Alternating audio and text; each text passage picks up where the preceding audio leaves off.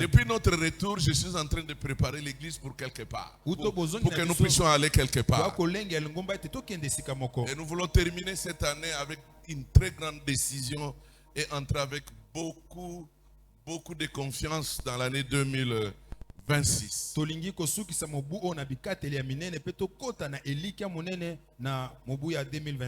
J'aimerais d'abord, avant de voler, demander pardon à nos bien-aimés de 28e classe parce que je sais que vous êtes en train de m'attendre pour une dernière réunion. Vraiment, peut-être ça peut se faire ce samedi le 26.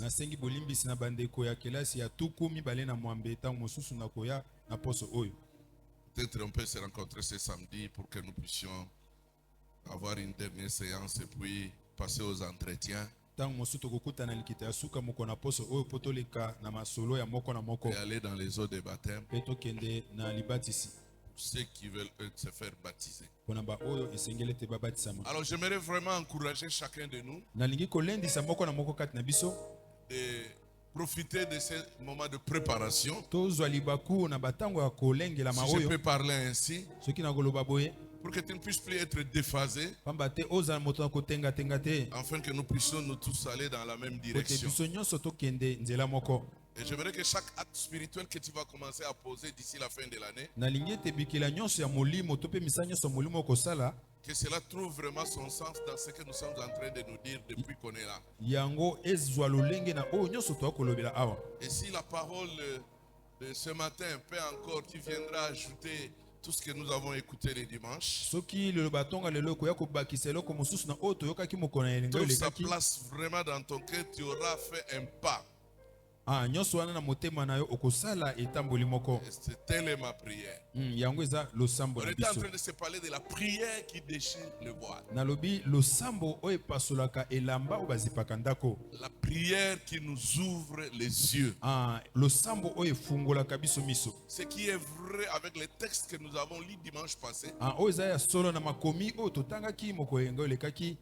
La cécité spirituelle est réelle. Non seulement l'aveuglement physique qui est réel, mais dans le contexte chrétien, il existe l'aveuglement spirituel. Et nous avons vu Jésus en train d'amener ses disciples à réaliser leur aveuglement spirituel. Nous avons vu l'apôtre Paul qui à un moment donné de sa vie a compris, a prié même pour des églises pour que le Seigneur leur ouvre les yeux. Il n'a pas hésité à nos bien-aimés d'Éphèse pour demander que le Seigneur illumine les yeux de leur cœur. C'est très important, mes chers frères. Très très important. On peut faire beaucoup d'années dans une église et rester dans la dimension d'un religieux. On peut arriver même à être dans un département, s'engager dans des activités spirituelles, mais ne pas atteindre la dimension de la révélation. Notre Dieu est un Dieu qui se révèle. Je ne parle pas de la révélation générale qui est la parole de Dieu. Je parle d'une manière progressive comment Dieu se fait connaître à ses enfants. Et au fur et à mesure que nous évoluons avec lui, même quand vous voyez le premier contact de notre Dieu avec Abraham, la manière de collaborer avec Abraham a progressé. Même quand il a rencontré Moïse, sa manière de collaborer avec Moïse, il a progressé. Il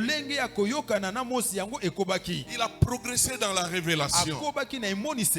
Voilà pourquoi nous ne voulons pas être des staticos, mais nous voulons être de ceux qui sont en train de croître. Parce que mieux connaître Dieu stabilise notre vie chrétienne. Mieux connaître Dieu profite à chacun de nous pour qu'il puisse être un homme, une femme engagée. Et j'ai mis l'accent le dimanche passé sur un besoin de la prière qui ouvre les yeux. Un besoin de la prière qui déchire les voiles. Et nous voyons que c'est Dieu lui-même qui déchire les voiles. Et je terminais par un exemple dans l'Ancien Testament, dans 2 Rois chapitre 6, à partir du verset 8. Où Élisée était buté à un problème parce qu'il collaborait avec un serviteur qui n'avait qu'une lecture humaine des choses. C'était dans un moment très critique. C'est malheureux d'être à côté d'un homme de Dieu mais ne pas entrer dans la dimension spirituelle des choses. Voilà pourquoi il ne suffit pas d'être à côté d'un homme de Dieu. Il ne suffit pas d'être dans l'église. Mais il faut connaître les dieux de cette église.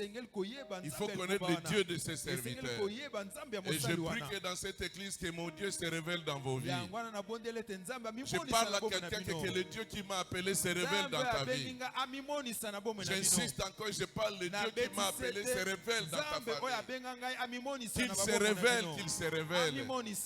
Que tu puisses dire comme ceux qui ont été ensemble avec la femme samaritaine. C'est pas parce que tu es venu nous parler de lui, mais parce que nous-mêmes nous lui avons rencontré. Je prie que Dieu te révèle, se révèle dans ta vie. Et la révélation de son amour, et la révélation de sa grandeur, et la révélation de sa puissance. Et malgré les situations que tu peux arriver à traverser, tu resteras intact. Tu seras capable de résister. Et tu seras capable de lui faire confiance. Alors quel était le problème? Je vous avais expliqué. On avait affaire à deux visions. Il y avait la vision humaine et il y avait la vision divine. Le serviteur s'est limité avec la vision humaine. Mais Élisée avait la vision humaine et il avait aussi la vision divine. C'est comme nous pouvons dire, le serviteur s'est limité au niveau, fonctionner au niveau de ses 5 sens. Or, en tant que chrétien, tu ne peux plus fonctionner au niveau de tes 5 sens. Nous avons l'odorat, nous avons le goût, nous avons lui, nous avons les touchés. Tu ne peux plus continuer à fonctionner à ce niveau-là. Au-delà de ces 5 sens, il faut fonctionner d'une manière surnaturelle. C'est pour cela que notre marche n'est pas par rapport à nos 5 sens. Il faut vraiment aller au-delà de tes 5 sens. Ne sois plus dirigé par tes 5 sens, mais sois dirigé d'une manière surnaturelle. Il y a le 6e sens. Un chrétien ne marche pas selon la vie. Voilà pourquoi il faut que tes yeux s'ouvrent. Il faut que tes yeux s'ouvrent pour que tu puisses avoir une bonne lecture de ton avenir, pour que tu puisses avoir une bonne lecture de ta relation avec Dieu. Je prie Dieu que le temps de ta cécité puisse être vraiment éradiqué. Ça doit être éradiqué. Il faut que le voile tombe. Il faut que le voile tombe. Je vous ai même dit, arrêtez de combat dans vos maisons. Surtout entre couples. Ça peut arriver que la femme a la révélation par rapport à la manière dont vous êtes en train de vivre, par rapport aux attaques, par rapport aux oppressions, par rapport aux dangers, par rapport même à la manière dont Dieu veut vous visiter. Et ça peut être aussi le mari qui peut voir. Arrêtez de vous disputer.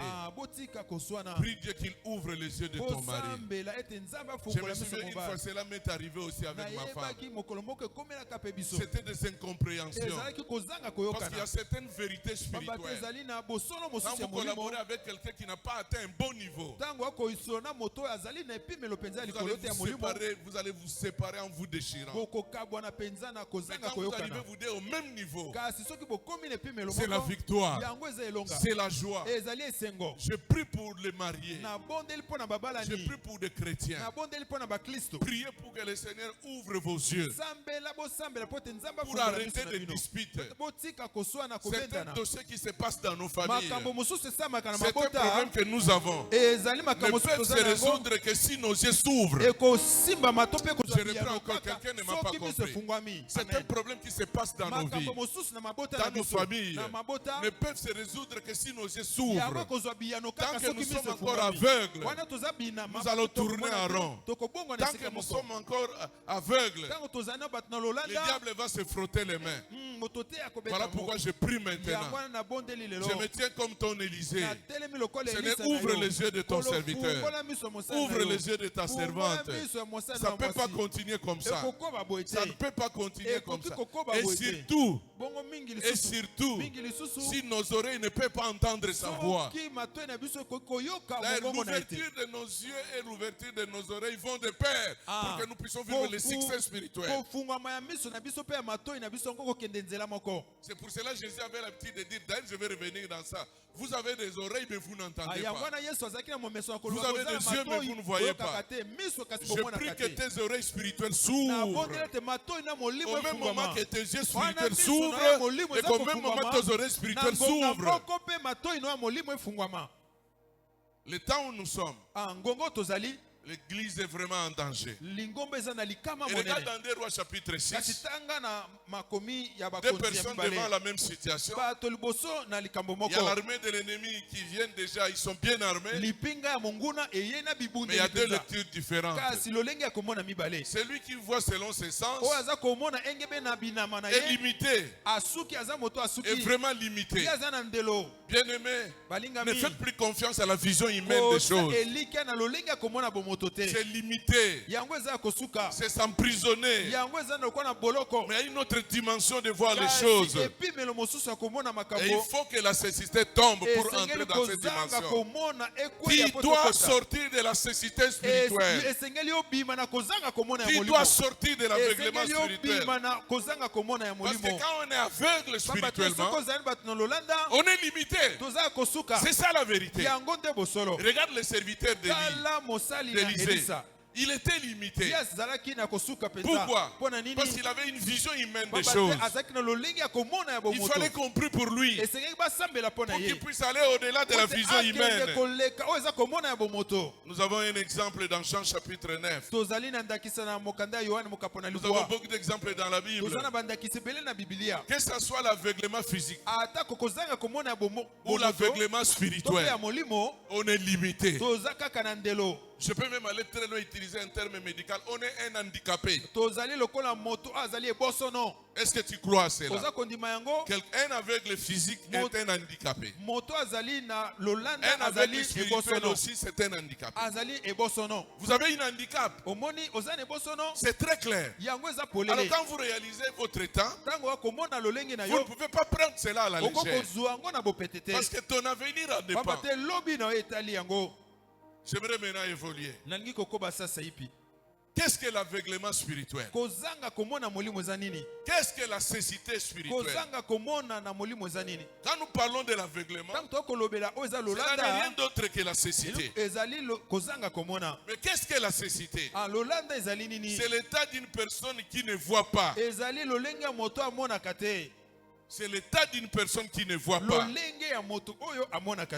Cela veut dire qu'il est privé du sens de la vie. Quand nous venons dans la dimension spirituelle, c'est une personne qui manque le discernement. Il manque de lucidité. Et d'ailleurs, c'est quelqu'un qui est sans intelligence. On peut encore évoluer. C'est une personne qui est voilée. Il est dans l'erreur. Il est dans la confusion.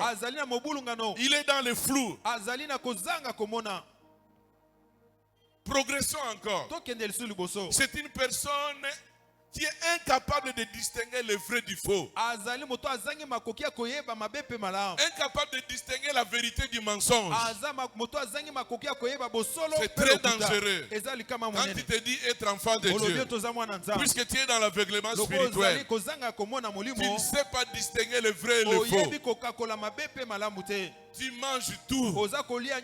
Tout ce qu'on te présente en termes d'une nourriture spirituelle, tu manges. Tout ce que tu vois comme miracle, ça peut provenir d'un magicien. Ça peut provenir des histoires fabriquées. Pour toi, ça passe. Pourquoi? Tu es un aveugle spirituel. Un aveugle spirituel. La cécité, c'est l'incapacité à pouvoir discerner les choses de Dieu.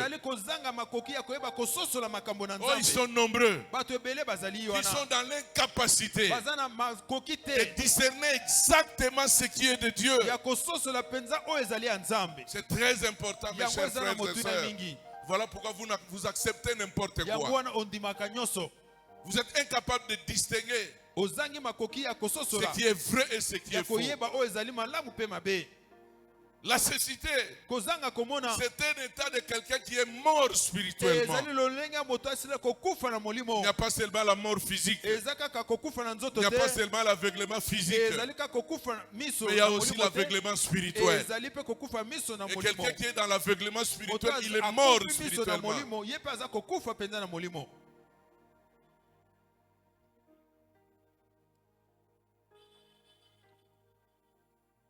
Et quiconque qui est dans la cécité spirituelle, comme je venais de le dire, c'est un handicapé. Et ce qui est grave, ça peut t'empêcher de régner en tant qu'enfant de Dieu.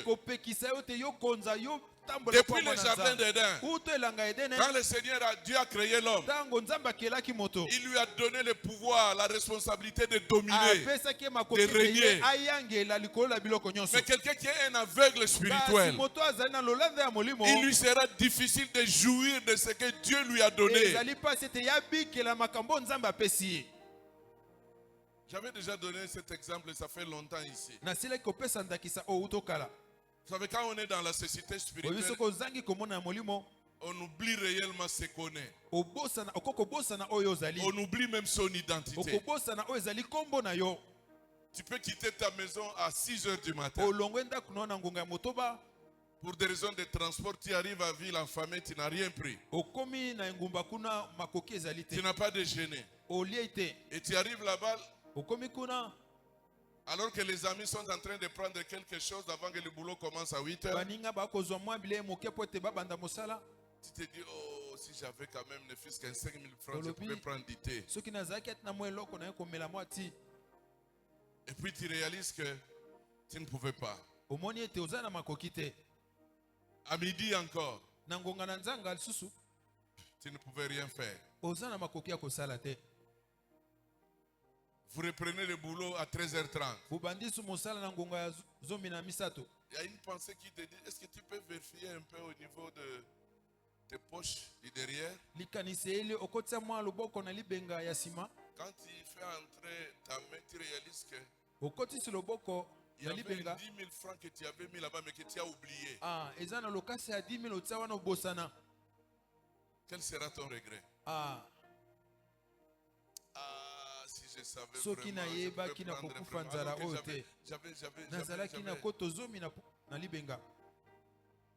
n'accepte jamais d'être un aveugle spirituel. N'accepte jamais cet état. N'accepte jamais cet état. Ça peut te coûter très cher. Et le diable peut se jouer de toi. Tu auras difficile à comprendre que Dieu est puissant. Tu peux dire que tu peux chanter que tu es vivant. Mais tu auras difficile à vivre ce que tu chantes. Tu auras difficile à déclarer des choses que tu dois expérimenter. Tu seras toujours dans les doutes. Tu seras toujours dans la peur. Regarde les serviteurs. Pourquoi il est dans la peur? Pourquoi il tremble? Pourquoi il demande à son serviteur? Qu'allons-nous faire? Maintenant qu'ils viennent avec des chars, nous n'avons rien, nous sommes en danger. Élisée lui dit, bats la terre.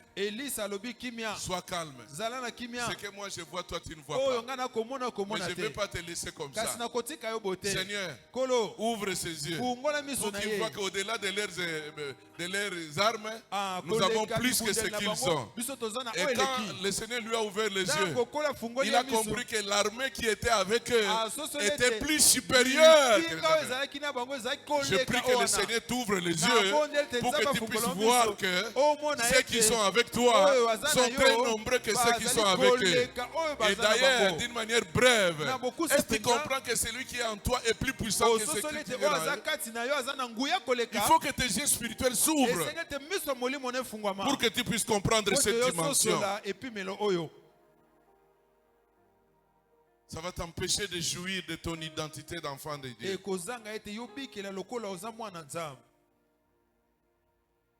Un aveugle spirituel, c'est celui qui croit être sage à ses propres yeux. C'est un aveugle spirituel. Quelqu'un qui se croit être sage à ses propres yeux ne sera jamais éclairé par la lumière de Dieu. Il restera dans les ténèbres. Il restera dans les ténèbres. J'aimerais dire à mon frère, à ma soeur ce matin, cet état d'aveuglement spirituel, nous ne devons pas prendre cela à la légère parce que c'est un manquement grave, très très grave. Je peux même dire que c'est un mal qui cause beaucoup de dégâts dans nos vies. Je reprends, l'aveuglement spirituel est un mal qui cause beaucoup de dégâts dans nos vies. Beaucoup de dégâts dans nos familles, dans des familles chrétiennes. C'est très important de comprendre cela. Parce que pendant ces moments-là, vous n'avez pas une vision très claire des choses de Dieu. Vous n'avez pas une lumière qui peut te permettre de marcher avec assurance. Oh, la Bible dit la parole de Dieu est une lampe à nos pieds, une lumière sur notre sentier. Vous n'avez pas une vision très claire de certaines situations. C'est pour cela on n'arrive même pas à discerner des personnes qu'on courtoie. C'est à cause de l'aveuglement spirituel. On tend la main à n'importe qui, à gauche, à droite. Et on appelle n'importe qui ami. On peut avoir des relations, mais tout le monde ne peut pas être ton ami. C'est très important, mes chers frères. Très important. On n'arrive pas à comprendre les choses spirituellement. Vous savez, le plus grand danger encore, quand on est dans cet état de cécité spirituelle, c'est clair, on va se laisser diriger par la chair. Or, Paul dit dans Galates chapitre 5, le verset 19, il parle des œuvres de la chair. Et dans verset 16, il dit, marchez selon l'esprit. Et vous n'accomplirez pas les désirs de la chair. Pourquoi tu es maintenu dans une vie charnelle? Pourquoi tu te plais dans la vie charnelle? Parce que tu es un aveugle spirituel. Tu as une maladie qui s'appelle la cécité spirituelle. Voilà pourquoi tu te diriges selon ta propre chair. Ne t'étonne pas d'être dirigé par tes propres raisonnements. C'est la preuve que tu es dans la cécité spirituelle. Tu es trop cartésien, tu es trop logique. C'est la cécité spirituelle. Vous ne devez pas être dirigé par la logique patronne. Vous devez être dirigé par la parole de Dieu. Sors de la cécité spirituelle. Que les voiles tombent. Et que tu laisses la parole de Dieu diriger ta vie. Que tu laisses la parole de Dieu diriger ton mariage. Que tu laisses la parole de Dieu diriger tes actions. Pourquoi tu es trop attaché à votre coutume? Je sais que dans nos coutumes, il y a à prendre, il y a à boire et à manger. Tout n'est pas mauvais. Mais pourquoi tu observes à la loupe ce que les tantes disent, ce que les oncles disent? On te rappelle de génération en génération. Pourquoi tu es d'accord avec eux? Parce que tu es aveugle spirituellement. C'est pour cela, sors de la cécité spirituelle. Tu auras à tamiser. Et tu vas rejeter certaines propositions. Tu as plus peur de votre coutume que de trembler devant Dieu. Ce sont des effets de la cécité spirituelle. Et ce qui est grave encore, plusieurs dans l'église ont développé l'endurcissement de leur cœur. Ils sont dans un très bon endroit, mais par cause de leur cœur endurci, rien ne pénètre dans leur vie. Par conséquent, il n'y aura pas de changement. Il n'y aura pas de transformation. Il ne faut pas confondre les effets de la parole de Dieu dans ta vie et ta vie de prière. Ta vie de prière est la réponse à l'obéissance à la parole de Dieu. Mais il ne faut pas prendre ta vie de prière comme étant la solution de ta direction de la vie. Il faut d'abord que la parole travaille dans toi pour que ta vie de prière puisse avoir son sens. Mais aujourd'hui, nous sommes devant des chrétiens qui aiment plus la prière, mais qui n'ont rien à voir avec la parole de Dieu dans leur cœur. Je parle à un endurci ce matin. Que ton cœur s'ouvre à la parole et que ta vie de prière puisse produire des résultats. Et il faut te laisser pénétrer par la parole. J'aimerais maintenant choquer quelqu'un qui n'est pas bon. Je peux encore comprendre que tu as été dans une nuit troublée, tu as été peut-être occupé dans beaucoup de choses. En venant à l'église, en écoutant la parole, tu commences à dormir. Mais quelqu'un qui est déterminé, qui vient ce matin en écoutant la parole comme ça, qui comprend la valeur de la parole, il ne va pas céder au sommeil parce qu'il a besoin d'écouter ce que Dieu veut lui dire.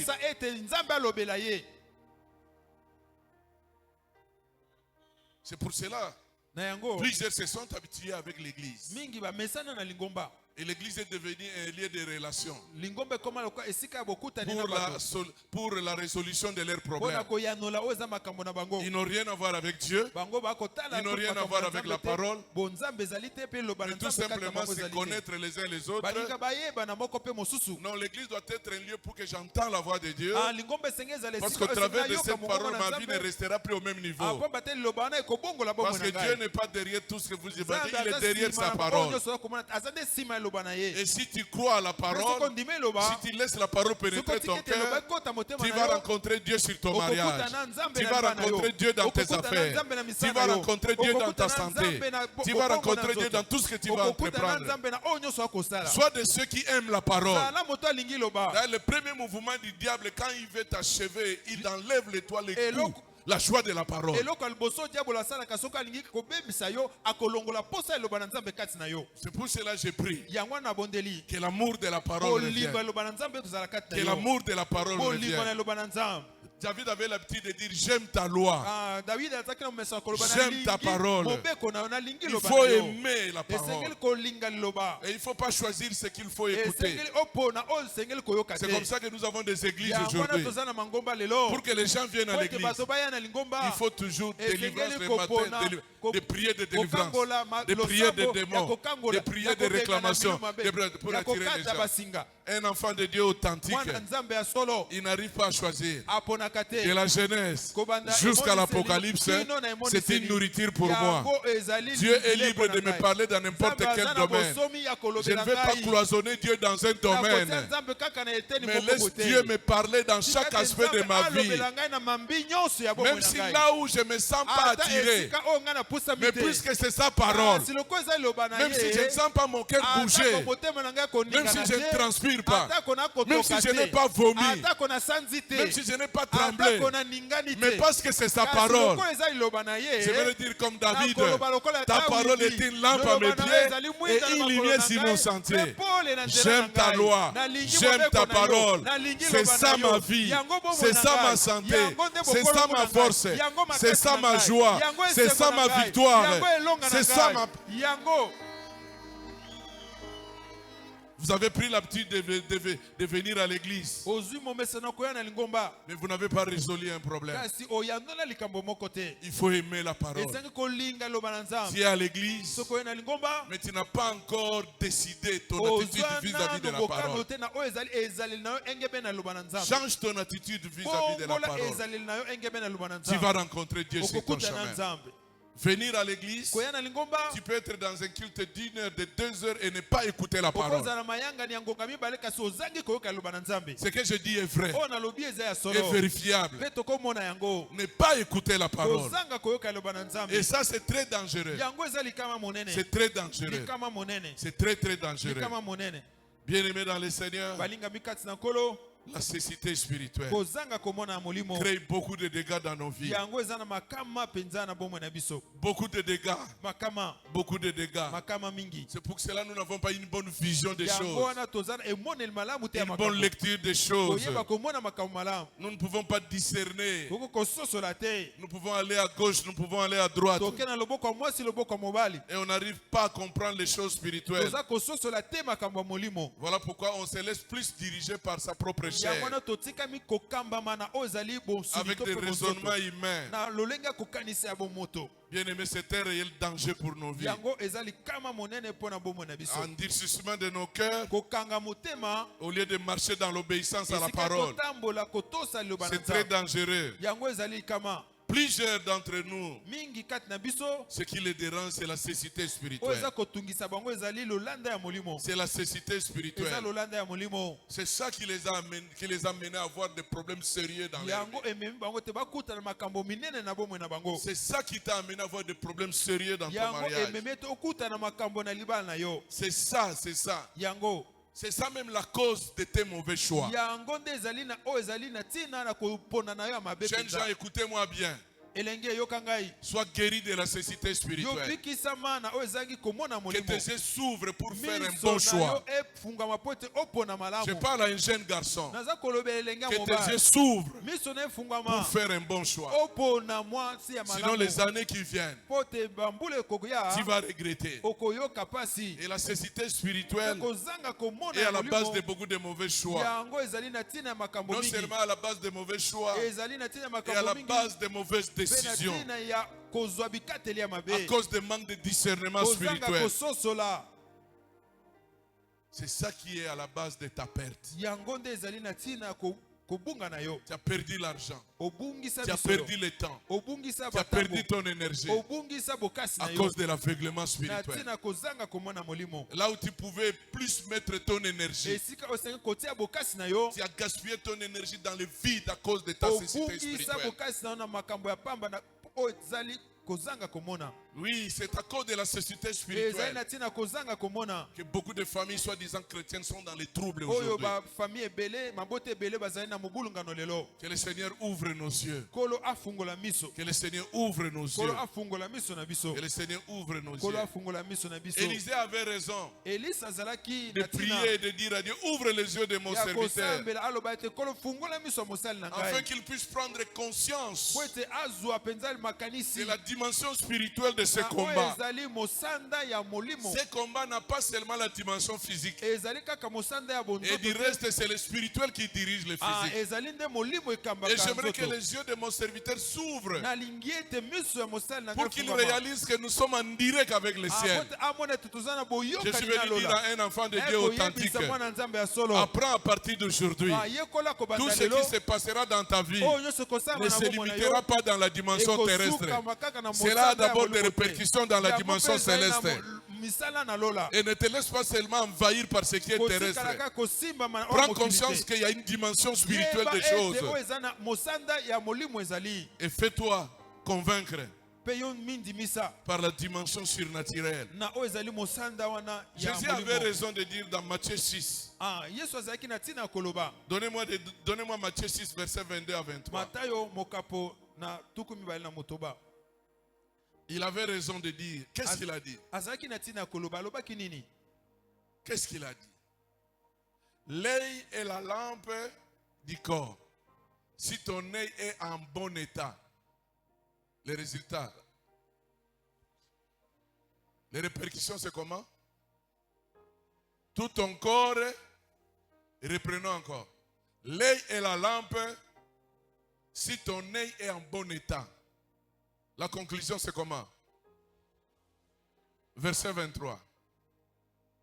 Mais si ton œil est en mauvais état, tout ton corps sera dans... Si donc la lumière qui est en toi est ténèbre, combien sera grande cette ténèbre?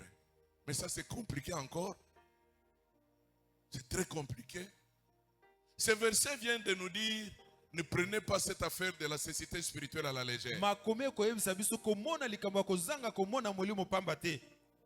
Si tu es aveugle, cela touche tout ton corps. Et Jésus, quand vous suivez dans l'exercice de son ministère, je comprends maintenant pourquoi il avait l'habitude de dire à ses disciples, même aux pharisiens, vous avez des oreilles, mais vous n'entendez pas. Vous avez des yeux, mais vous ne voyez pas. Cela veut dire quoi? Ici, il annonce l'existence de la cécité spirituelle. Il annonce la réalité de l'aveuglement spirituel. L'aveuglement spirituel est une réalité. Il ne faut pas prendre cela à la légère. Et d'ailleurs, si le dimanche j'ai parlé que je vais prier pour vous, mais aujourd'hui je vais te dire, prie que le Seigneur t'ouvre tes yeux. Et ma prière et ta prière, que tu sois un homme qui vit guéri de la cécité spirituelle. Oui, mon mari, je vais prier pour toi. Mais toi aussi, prie toi-même que le Seigneur t'ouvre tes yeux. On peut prier pour toi, mais toi-même aussi tu peux demander au Seigneur parce qu'il aime ouvrir les yeux. J'informe quelqu'un qui ne laisse pas, il ne faut pas rester dans les inquiétudes. Il faut pas rester, je ne suis pas venu vous noyer dans les soucis. Non, je ne suis pas venu pour t'amener à regretter ton passé. Mais je viens avec une solution. Au point où tu es arrivé, tu peux demander au Seigneur d'ouvrir tes yeux afin que tu ne tombes plus dans les mêmes erreurs. Et je prie que cela soit ce matin, que Dieu exauce ta prière ce matin, qu'il exauce ta prière. Mais ça ne sera pas seulement ce matin, mais partout dans ta vie où tu seras. Tu pars dans une réunion, vous êtes en voyage, tu dois jouer un rôle. N'hésite pas de dire à Dieu, Seigneur, dans cette réunion, je ne sais pas nous serons avec qui. Il y a des gens qui sont dans ce monde physique et il y a des gens qui sont dans le monde spirituel. Mais je prie, Seigneur, que tu m'ouvres les yeux pour que je ne puisse pas être manipulé par qui que ce soit. Celui qui est en moi est plus puissant que celui qui est dans cette réunion. Et je prie que c'est moi qui dois régner. Parce que tu m'as appelé de régner, c'est moi qui dois régner. C'est pas à eux de régner, mais c'est moi qui dois régner. Ouvre-moi les yeux tu vas constater que dans cette réunion, les gens peuvent venir avec des embrouillements. Parce que vous savez, il y a certaines personnes, dans leur loge, dans leur subtilité, il suffit qu'ils glissent une phrase, il suffit qu'ils glissent un mot. C'est pour activer le plan du diable. Maintenant que puisque tu es là-bas, le Seigneur va te dire, voici la phrase que tu vas dire après lui, pour que nous puissions revenir dans ce que moi je veux. Et quand tu vas prendre la parole, vous allez constater que ta parole sera très salutaire. J'ai vécu ces choses quand j'étais au comité exécutif. J'ai constaté qu'il y avait dans certaines réunions, pendant que ça chauffe, j'ai dit à Dieu, qu'est-ce que je veux dire? Aide-nous Seigneur. Des fois dans des dossiers compliqués, mais quand je prends la parole, pendant que je parle, et après, tu vas écouter les autres dire ce que moi me fait de dire. C'est ça ce que Dieu fait. C'est ça la lumière. On va aller dans cette direction. Je dis à quelqu'un, waouh, notre Dieu est celui qui nous éclaire. Et je prie maintenant, tu ne dois plus rester dans l'aveuglement. Tu ne dois plus, tu as un rôle à jouer. Tu dois régner. Tu dois régner. Tu dois régner. Tu dois régner dans ce monde. Tu dois régner dans ce monde. C'est toi qui as l'esprit supérieur. Ce que tu as est supérieur à ce que les occultes ont. Ce que tu as est supérieur à ce que les sorciers ont. Ce que tu as est céleste. Ce que tu as est divin. Et le divin est au-dessus. Je prie que tu fonctionnes d'une manière divine. Je prie que tu fonctionnes d'une manière divine. Le temps est venu pour que la cécité tombe. Le temps est venu pour que tes yeux s'ouvrent. Alléluia. Jésus dit, ton œil, c'est la lampe de ton corps. Mais si ton œil n'est pas en bon état, c'est tout ton corps qui est malade. Il nous fait voir que la cécité spirituelle est un fait réel. C'est comme ça qu'il disait. Allons dans Marc chapitre 8, verset 17 à 18. Marc chapitre 8, verset 17 à 8. J'ai une bonne nouvelle pour quelqu'un ce matin. À partir de maintenant, tu ne vas plus tomber dans leur piège. J'ai une bonne nouvelle pour quelqu'un ce matin. À partir de maintenant, tu ne vas plus tomber dans leur piège. Je reprends encore. À partir de maintenant, tu ne vas plus tomber dans leur piège. Pourquoi? Parce que ton œil qui était malade, ton œil qui n'était pas en bon état, le Seigneur vient de guérir cela. Le Seigneur vient de guérir cela. Maintenant, tu vois bien. Tu vois d'une manière très claire. Personne ne va te tromper. Personne ne va te tromper. Personne ne va te piéger. À chaque piège, tu seras comme l'aigle. Et je déclare que le Seigneur puisse te faire échapper de leurs pièges. Au nom puissant de Jésus, sois échappé de leurs pièges. Et qu'il puisse te faire voler comme l'aigle. Et qu'il se donne, mais par où il est sorti? Il est l'aigle.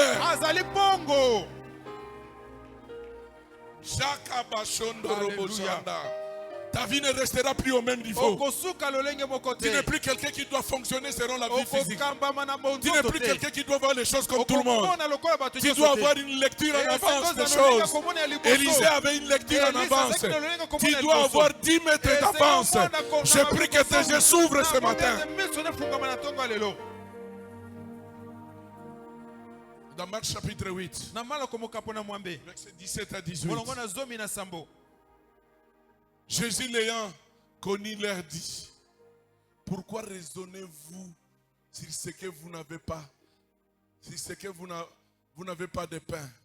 Êtes-vous encore sans intelligence? Nous avons dit quand on est dans l'aveuglement spirituel, on est sans. Ne comprenez-vous pas? On ne peut pas comprendre les choses spirituelles. Allons-y. Avez-vous le cœur endurci?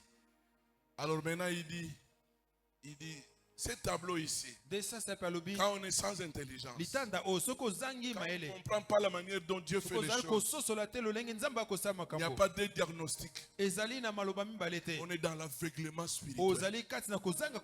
On est dans la cécité spirituelle. Jésus dit, ayant des yeux, ne voyez-vous pas? Ayant des oreilles, n'entendez-vous pas? Et n'avez-vous point de mémoire? Waouh! Allons dans Matthieu chapitre 13. Verset 13 à 15. Matthieu chapitre 13. Verset 13 à 15. Matthieu chapitre 13. C'est pourquoi je leur parlais en parabole, parce qu'en voyant, ils ne voyaient point. Qu'en entendant, ils n'entendaient ni ne comprennent. Ils n'entendent ni ne comprennent. Et pour eux, s'accomplit cette prophétie d'Ésaïe. Vous entendrez de vos oreilles et vous ne comprendrez point. Vous regarderez de vos yeux et vous ne verrez point. C'est toujours l'annonce de la cécité spirituelle. Verset 15. Car le cœur de ce peuple est devenu insensible. Ils ont endurci leurs oreilles. Ils ont fermé leurs yeux de peur qu'ils ne voient de leurs yeux, qu'ils n'entendent de leurs oreilles, qu'ils ne comprennent de leur cœur et qu'ils ne se convertissent et que je les guérisse. Waouh! Même dans l'Ancien Testament, on a donné le texte. C'est Isaïe 26, le verset 11. On peut lire les deux textes de l'Ancien Testament. On voit comment la Bible se complète. Ne prends pas cette maladie à la légère. Ne prends pas cette maladie à la légère. Il ne faut pas te plaire parce que tu es à la cellule, parce que tu es au département de maman, parce que tu balailles l'église. Tu dois passer à une autre dimension. C'est très important. Éternel, ta main est puissante. Et ils n'aperçoivent pas. C'est pour cela quand on est dans la cécité spirituelle, tu n'auras pas à comprendre la puissance de Dieu. Ils verront ton zèle pour le peuple et ils en seront confus. Le feu consumera tes ennemis. Verset 12. Éternel, tu nous donnes la paix, car tout ce que nous faisons, c'est toi qui l'accomplis pour nous. Jérémie chapitre 5, verset 21. Jérémie chapitre 5, verset 21.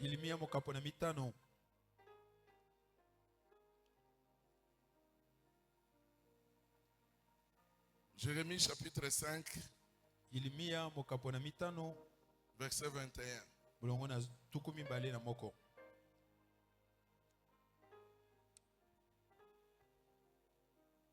Écoutez ceci, peuple insensé, qui n'a point de cœur. Ils ont des yeux et ne voient point. Ils ont des oreilles et n'entendent. Est-ce que c'est l'état de quelqu'un dans cette église? Alors quand nous arrivons dans le Nouveau Testament, vous allez constater sur la liste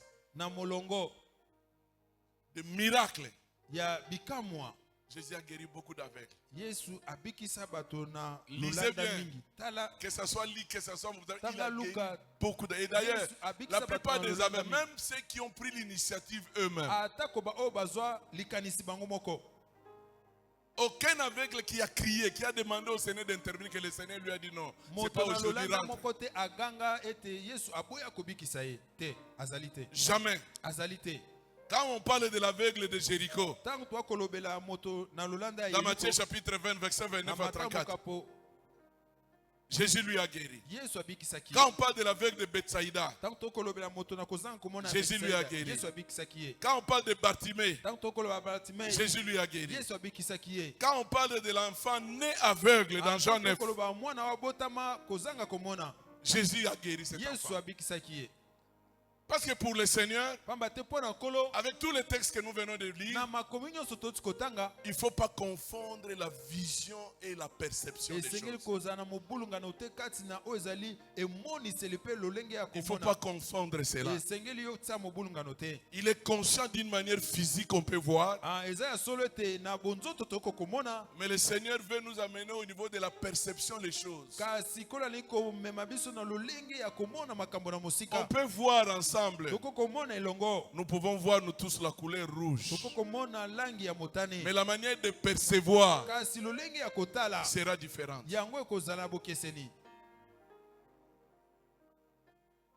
Sera différente. Quand Ananias voit dans Paul un mauvais homme, Dieu, quand il voit Paul, il dit non, c'est un instrument efficace.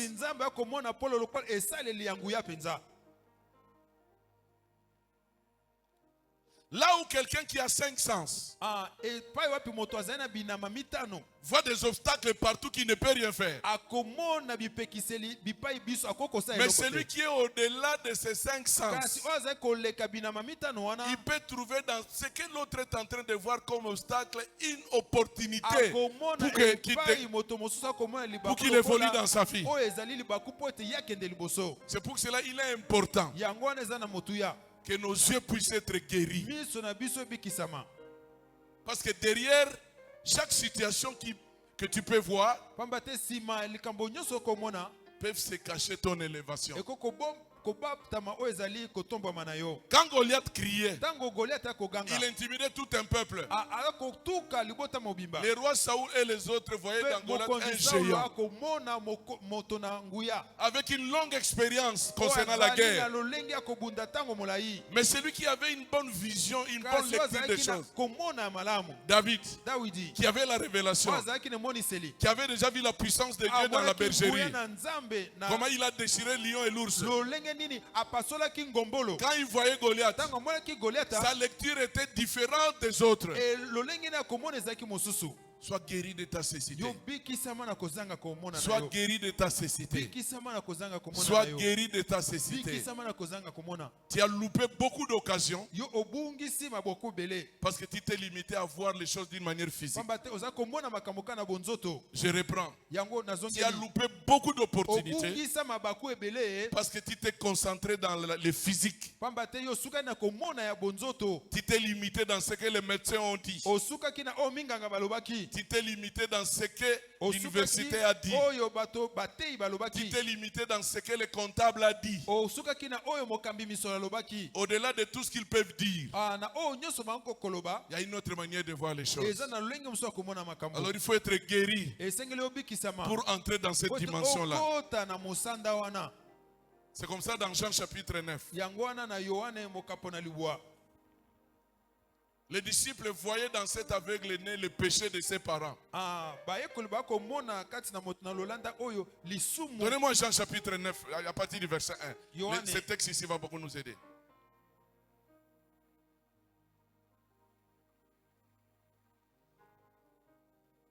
Verset 1 à 2. Jésus vit en passant un homme aveugle de naissance. Ses disciples lui firent cette question. Rabbi, qui a péché, cet homme ou ses parents, pour qu'il soit né aveugle? Jésus répondit, ce n'est pas lui ou ses parents aient péché, mais c'est afin que les œuvres de Dieu soient quoi? Manifestées en lui. Les disciples voient le péché parce qu'ils sont derrière la loi. Un enfant né aveugle, ça c'est la malédiction, la punition de Dieu. Bon, comme lui est un enfant, c'est ses parents qui ont péché. Jésus ne voit pas le péché. Jésus voit une opportunité pour que la gloire de Dieu. Ah, je prie que tes yeux s'ouvrent. Mets tes mains comme ça. Dites au Seigneur, guéris-moi de la cécité spirituelle. Guéris-moi, Seigneur. Guéris-moi. Guéris-moi. Guéris-moi. Guéris-moi. Guéris-moi. Guéris-moi. Guéris-moi. Merci Seigneur. Matondo kolo. Vous savez mes frères, ce que nous voyons est le portrait de ce que nous sommes. S'il faut crier pour que tu vois, n'hésite pas de crier. C'est pour ça l'aveugle de Jéricho, quoi qu'il était mendiant, quoi qu'on lui empêchait, il a crié pour qu'il puisse voir. Pour qu'il puisse voir. Quand on est aveugle, que ce soit d'une manière physique, on ne peut pas être tranquille. On ne peut pas se sentir à l'aise. Je parle à un aveugle spirituel. Le temps est venu pour que tu ne puisses plus te sentir à l'aise. C'est ton avenir qui est en jeu. Vous ne pouvez pas vous étonner de voir quand Jésus lui a appelé, il a jeté son manteau. Il a jeté son manteau parce qu'il voulait prouver que je ne veux pas de cet état d'aveuglement et je ne veux pas quelque chose qui doit m'empêcher parce que c'est maintenant que je dois voir.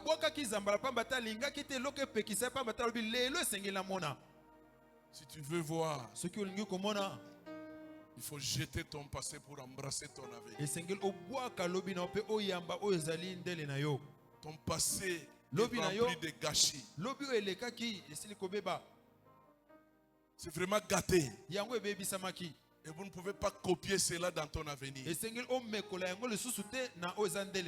il faut que tes yeux s'ouvrent. Tes yeux s'ouvrent. Même dans Marc chapitre 8, verset 22 à 25. Jésus lui a touché pour la première fois. Il voyait flou. C'était la confusion des hommes comme des arbres. Pour vous dire que la préoccupation de notre Dieu, c'est vraiment de nous guérir de la cécité. Il lui a touché de nouveau. Et la Bible dit, il a vu distinctement. Ce matin, tu peux dire à Dieu, touche-moi encore. Touche-moi encore. J'aimerais voir clair dans cette situation. J'aimerais voir clair concernant mon avenir. J'aimerais voir clair concernant ce qui se passe dans ma maison. Je ne vais pas soupçonner les gens. Ouvre mes yeux, j'aimerais voir clair. Vous savez, derrière le sourire, la gentillesse de certains gens se cache leur méchanceté. Derrière le sourire, la gentillesse de certaines personnes se cache leur méchanceté. Savez-vous qu'il y a des gens, il peut être à gauche, il t'a détruit à Kitambo. C'est lui qui a détruit tes relations avec tes responsables. Mais ici, quand vous vous racontez, il est gentil avec tes.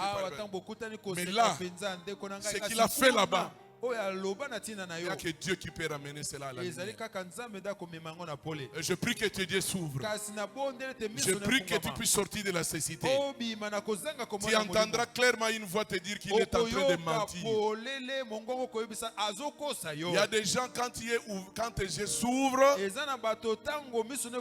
quand ils fonctionnent dans la dimension surnaturelle, ils vont croire qu'ils sont en train de blaguer ou bien de badiner avec toi. Mais toi tu es en avance. Vous savez, pendant ce moment-là, qu'est-ce qu'on fait? Dès qu'il te propose quelque chose, comme tu connais déjà, il ne faut pas obtempérer. Lui-même va constater, mais comment? Avec les démonstrations de la gentillesse. Comment il a résisté? Il est en avance.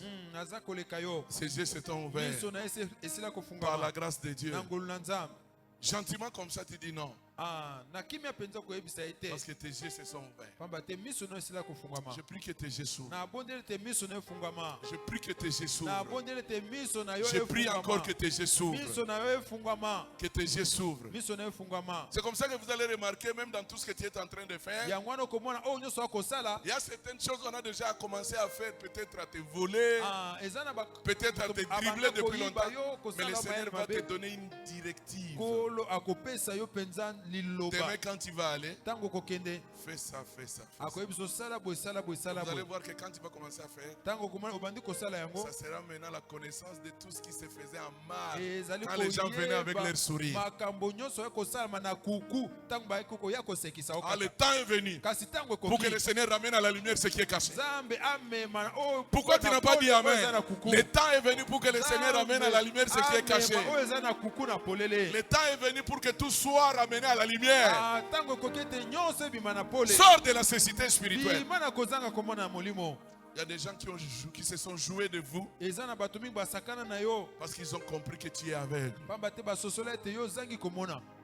C'est fini l'aveuglement. J'ai dit à quelqu'un, c'est fini ton aveuglement. C'est fini ton aveuglement. Paul avait raison de dire, Seigneur, illumine les yeux de leur cœur. Je prie que Dieu illumine les yeux de nos cœurs. Que Dieu éclaire nos yeux.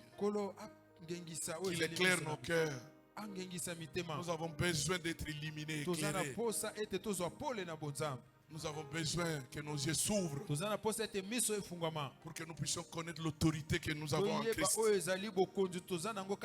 L'autorité que nous avons en Christ. Que nos yeux s'ouvrent. Que nos yeux s'ouvrent. Je voulais maintenant parler de qu'est-ce qui nous maintient dans la cécité spirituelle. N'oubliez pas les définitions pour que tu puisses découvrir ta cécité spirituelle. Et surtout quand on est aveugle spirituellement, on est dans l'handicap. On est limité. Cet état n'est pas pour notre avantage. Parce que ça dérange tout notre corps. Ça dérange nos décisions. Ça dérange nos choix. Voilà pourquoi il est important que nous puissions aider ceux qui voient.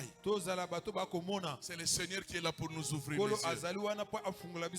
Et c'est très important. Ne continuez plus à fonctionner selon vos 5 sens.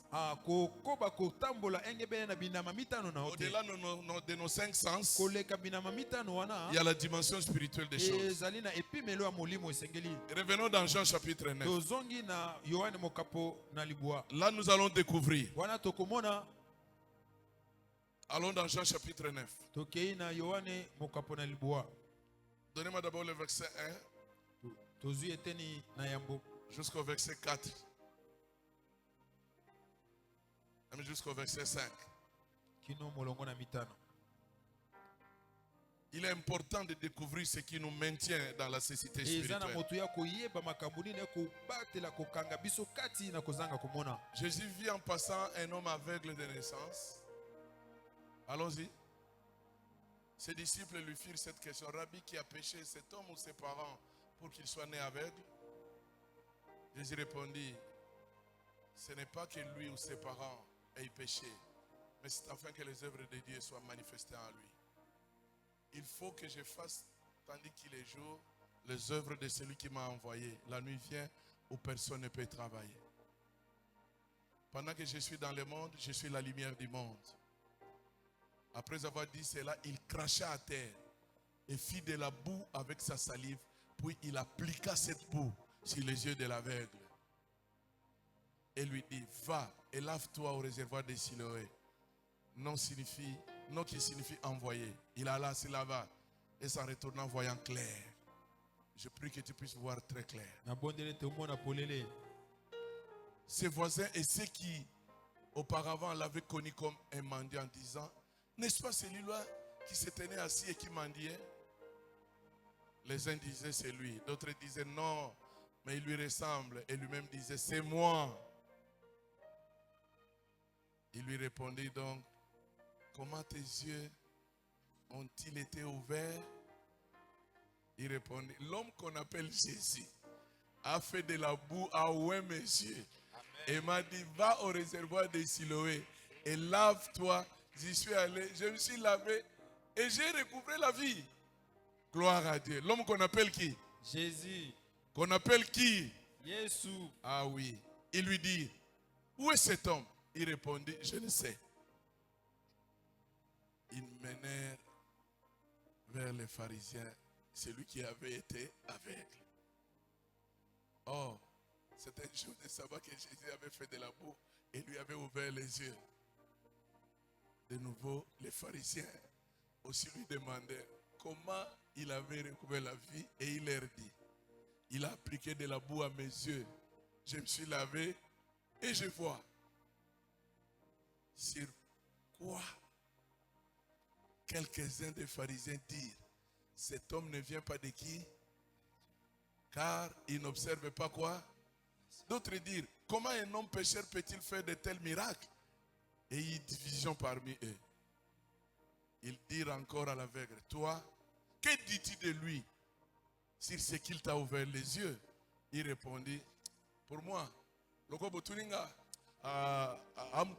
c'est un prophète. Alors verset 18, les Juifs n'écrirent point qu'il y était aveugle et qu'il recouvrait la vie jusqu'à ce qu'il fasse venir ses parents. Aïe, aïe, aïe, aïe, aïe, aïe. Tribunal, c'est vraiment. Verset 20. Ses parents répondirent, nous savons que notre fils et qu'il est né aveugle.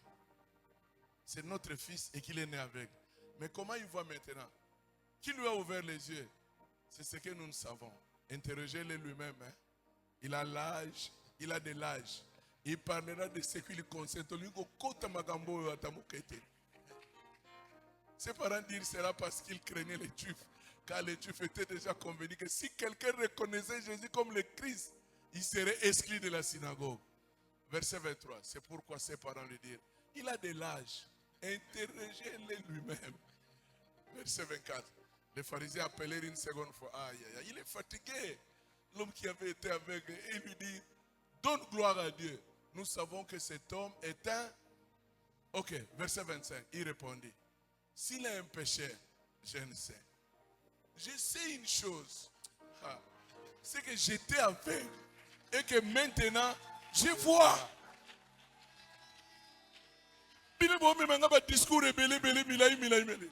D'abord, je n'ai pas fait la théologie. Ne me dérangez pas. Mais moi j'ai quelque chose. Vous-même vous êtes témoin. Moi j'étais aveugle. Mais maintenant, j'ai pas besoin de savoir si les pécheurs qui les qui, si les qui. Mais ce que moi je sais, c'est que moi je sais, j'étais aveugle. Mais maintenant, et la suite, il lui dit, qu'a-t-il fait? Comment t'a-t-il ouvert les yeux? Il a répondu, je vous l'ai déjà dit, vous n'avez pas? Pourquoi voulez-vous l'entendre encore? Voulez-vous aussi devenir ses disciples? Ils l'injurièrent.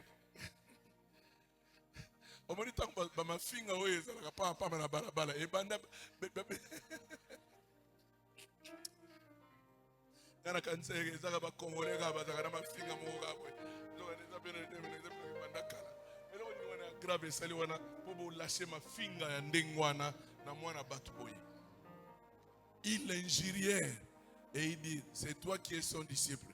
Nous sommes disciples de qui? De Moïse. S'il savait que lui est plus que Moïse. Nous savons que Dieu a parlé à Moïse, mais celui-ci, nous ne savons d'où il est. Cet homme leur répondit, il est étonnant que vous ne sachiez d'où il est. Nabino Batua loi, vraiment. Donc c'est possible d'être dans l'église et être un religieux et demeurer dans son aveuglement spirituel. Tu connais le nom des frères, tu connais le nom de l'église, tu connais tout le monde. Mais tu es un aveugle spirituel.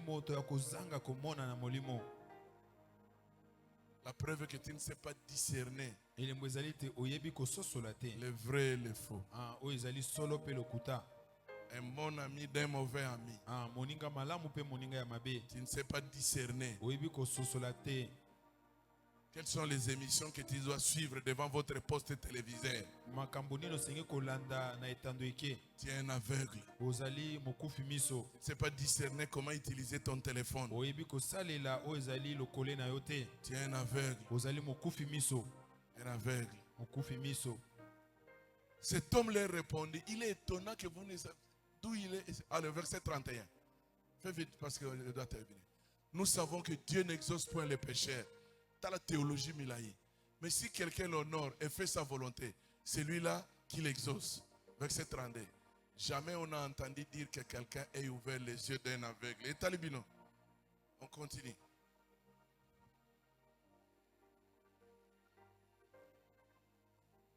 Si cet homme ne venait pas de Dieu, il ne pourrait rien faire. Allons-y. Il lui répondit, tu es né tout entier dans le péché et tu nous enseignes, tu as la pétioyo. Et la Bible dit quoi? Il est. Ok, verset 35 maintenant. Jésus a appris qu'il l'avait chassé et l'ayant rencontré, gloire à Dieu. Il lui dit, crois-tu au Fils de Dieu? Il répondit, qui est-il, Seigneur, afin que je croie en lui? Tu l'as vu, lui dit Jésus. C'est lui qui te parle, c'est lui. Et il dit, je crois, Seigneur. Et il se prosterna devant lui. Alléluia. Alléluia. Amen. La première des choses, c'est l'ignorance. Ce qui nous maintient dans la cécité, c'est l'ignorance. Regarde l'ignorance qui a caractérisé ces juifs, qui a caractérisé ces pharisiens. L'ignorance. L'ignorance. L'ignorance. Un aveugle spirituel est ignorant. Il se croit être en bon état. Il se croit bien connaître et connaître tout. Il est un orgueilleux. C'est pour cela qu'il est difficile d'aider un aveugle spirituel. Surtout qui a atteint un niveau chronique. Il va te dribbler, il va te faire fatiguer. C'est ce que nous voyons dans Jean chapitre 9. Ils ont dérangé l'aveugle. Ils lui ont fait passer à l'interrogatoire. Ils ont dérangé leurs parents. Oh, l'aveuglement spirituel est très dangereux. Et ce qui est grave dans leur ignorance, ils ont amené de faux jugements.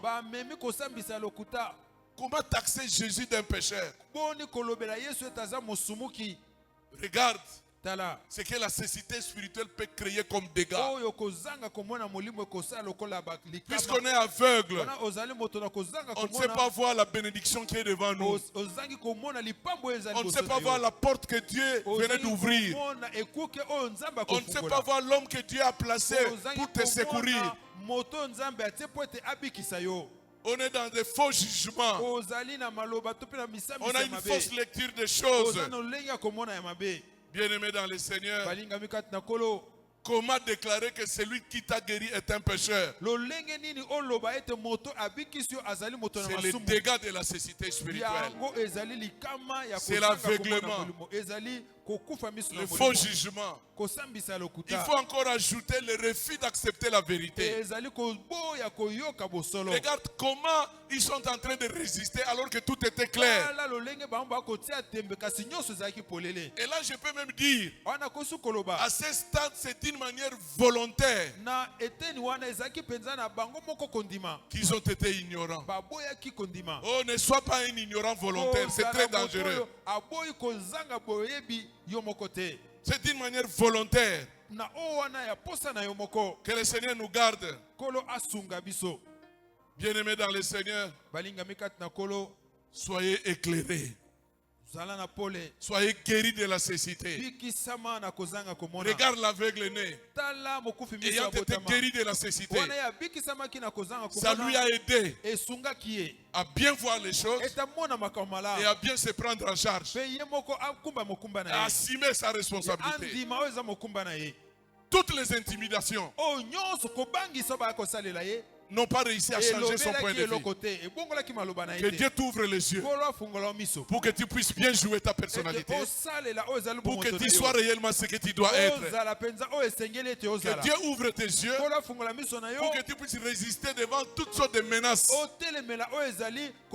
Ça peut venir du nord, du sud, que sais-je encore, et que tu puisses rester ferme. Gloire à Dieu. Il est resté ferme. Et ce qui me réjouit, non seulement il est resté ferme, mais il est resté loyal vis-à-vis de la personne qui n'a pas compris clairement qu'est-ce qu'il a fait pour lui. Celui-là, c'est qui? Lui-même s'est dit, il est prophète. Mais pendant les menaces, il est resté ferme. Il est resté ferme. Il est resté ferme. À tel enseigne qu'on lui a chassé. Je suis venu dire à quelqu'un, il ne regrette pas d'autres séparations. Il y a des séparations qui sont sanitaires. Il y a des séparations qui sont une source de bénédiction. Que tes yeux s'ouvrent. Parce que tu dois te séparer de certaines personnes, parce que si tu ne te sépares pas d'eux, ils vont te maintenir dans les compromissions.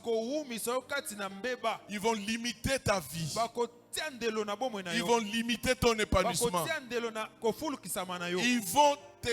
Ils vont t'influencer négativement.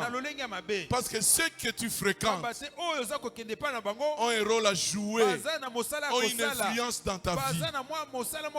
C'est pour cela, je prie que tes yeux s'ouvrent. Quand tes yeux vont s'ouvrir, pour certaines personnes, ne regrette pas la séparation. Ne regrette pas la séparation. Il y a d'autres séparations, ça vous épargne de compromis. Ça vous épargne d'être maintenu dans le péché. Ça vous épargne d'être maintenu au même niveau qu'eux. Parce que ta relation avec Dieu, c'est la lumière. Il faut quitter les ténèbres pour évoluer dans la lumière. Mais si tu restes avec eux, tu resteras dans les ténèbres. Mais regarde maintenant, du fait qu'on lui a chassé, heureusement c'était important. Directement Jésus lui a apparu. Bien-aimé, quand Jésus lui est apparu, c'était une autre dimension de la révélation. Il est guéri physiquement, il est guéri spirituellement, mais maintenant il a une bonne lecture de la révélation. S'il a résisté pendant qu'il avait une petite révélation, mais maintenant il a une très grande révélation. C'est pour cela qu'il dit, je n'ai pas besoin de beaucoup de questions, mais je sais une chose, j'étais pécheur, j'étais aveugle, mais maintenant je vois que tes yeux s'ouvrent pour que tu puisses avoir une parole que tu dois répondre. Quand nos yeux s'ouvrent, notre bouche s'ouvrira. Je dis à quelqu'un, quand Dieu t'ouvre les yeux, ta bouche s'ouvrira. Ça ne va pas s'ouvrir pour parler n'importe quoi. Ça va s'ouvrir pour parler ce qui correspond à ton identité. Tu étais dans la confusion, tu étais dans la corruption, mais maintenant tu vois clairement. J'étais. Ce que j'étais, je ne le suis pas. J'étais malade, il m'a guéri. J'étais chômeur, il m'a ouvert les portes pour le travail. J'étais célibataire, il m'a donné le travail. J'étais alcoolique, il m'a libéré. J'étais adultère, il m'a libéré. J'étais impudique, il m'a libéré. Je vais marcher avec lui. Je vais le servir. Je vais le suivre. J'étais. Ce que j'étais, je ne le suis plus. Paul dit, si quelqu'un est en Christ, il devient une nouvelle créature. Les choses anciennes sont passées. Voici toutes choses sont devenues nouvelles. Il doit y avoir une démarcation entre ce que tu étais et ce que tu es devenu. Ce que tu étais n'a rien à voir avec ce que tu es devenu. Laisse-les s'occuper de ton passé. Ton passé a été résolu à la croix. Ton présent a été résolu à la croix. Ton avenir a été résolu à la croix. Tu ne vis plus selon ton passé. Tu vis selon ce que Jésus a fait pour toi aujourd'hui. Que tes yeux s'ouvrent. Que tes yeux s'ouvrent. Que tes yeux s'ouvrent. Que tes yeux s'ouvrent. Je n'ai pas besoin de connaître beaucoup de choses. Je n'ai pas besoin de connaître beaucoup de choses. J'étais sous la malédiction. Il m'a délivré. Je prie que celui qui t'ouvre les yeux, c'est celui qui te délivre de la malédiction. Celui qui t'ouvre les yeux, c'est celui qui te libère de l'adultère. Celui qui t'ouvre les yeux, c'est celui qui te libère de l'impudicité. Celui qui t'ouvre les yeux, c'est celui qui pardonne le péché. Et d'ailleurs, celui qui a la capacité d'ouvrir les yeux, il a la capacité d'ouvrir le ciel. Quand vous lisez dans Matthieu, quand il était dans prier, les jours de son baptême, il pria. Et quand il a prié, le ciel s'est ouvert. J'ai une bonne nouvelle pour toi. Celui qui a la capacité de t'ouvrir les yeux, il a la capacité d'ouvrir le ciel. Et il est là ce matin. Il est là ce matin. Il est là ce matin. Il est là ce matin. Il est là ce matin. Il est là ce matin. Qu'il t'ouvre les yeux, qu'il ouvre le ciel pour toi. Qu'il t'ouvre les yeux, qu'il ouvre le ciel pour toi. Qu'il t'ouvre les yeux, qu'il ouvre le ciel pour toi. Le temps est venu. Le temps est venu que tu voies. Le temps est venu que tu sois guéri. Le temps est venu que tu sois libéré. Le temps est venu que tu ouvres les portes. Que les portes s'ouvrent dans ta vie. Que la gloire de Dieu se manifeste. Que la gloire de Dieu se manifeste. Le temps est venu. Que la gloire de Dieu se manifeste. Que la gloire de Dieu se manifeste dans ta vie, dans ton travail, dans ton entreprise, dans ta santé. Que la gloire de Dieu se manifeste. Aïe, aïe, aïe, aïe, continue, commence à parler. Commence à parler. Tu n'as qu'à dire à Dieu, ouvre mes yeux. Ouvre mes yeux. Il aime ouvrir les yeux. Ouvre mes yeux que je voie. Ouvre mes yeux que je voie. Ouvre mes yeux que je voie. Ouvre mes yeux que je voie. Ouvre mes yeux que je voie. Ouvre mes yeux que je voie. Ouvre mes yeux que je voie. Ne pas voir, c'est difficile. L'ennemi attaque nos yeux spirituels. C'est comme ça Samson, quand il est tombé dans le sommeil spirituel, il se retrouve entre les mains de Delilah. Oh Samson, un homme puissant. Oh Samson, celui qui a vu la gloire de Dieu. Oh Samson, celui qui a opéré des miracles. Oh Samson, à cause du sommeil spirituel, à cause du sommeil spirituel, il est tombé entre les mains de Delilah. Il a perdu l'onction. Il a perdu la puissance. Il a perdu la grâce. Oh Samson, y a-t-il quelqu'un qui a perdu la grâce? Y a-t-il quelqu'un qui a perdu la grâce? Y a-t-il quelqu'un qui a perdu la puissance? Y a-t-il quelqu'un qui a perdu la sensibilité spirituelle? Y a-t-il quelqu'un qui a perdu quelque chose? Et quand les Philistins sont venus, il a vendu son secret. Il ne fait plus rien. Et qu'est-ce que l'ennemi a fait? Ils lui ont crevé les yeux. Ils lui ont crevé les yeux. Ils lui ont crevé les yeux. Seigneur, guéris nos yeux. Guéris nos yeux. Guéris nos yeux. Guéris nos yeux. Yaraba shakaraba shada. Rekaba shandaraba. Lomo shodorobo sheke. Lele bebe bebe. Yaba shaka. Yama poko shodorobo sheke. Yama shandaraba shende. Rekama shakaraba shanda. Le mama raba sheke. Sheke rebe shende rebe bebe. Rama shandaraba shaka. Lobo sheke rebe bebe. Shama mama. Rima shaka raba shanda. Rema shaka. Reçois.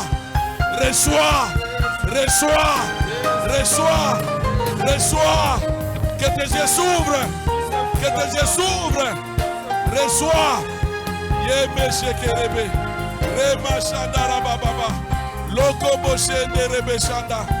Lima Shaka Rabashanda. Oh Shaka.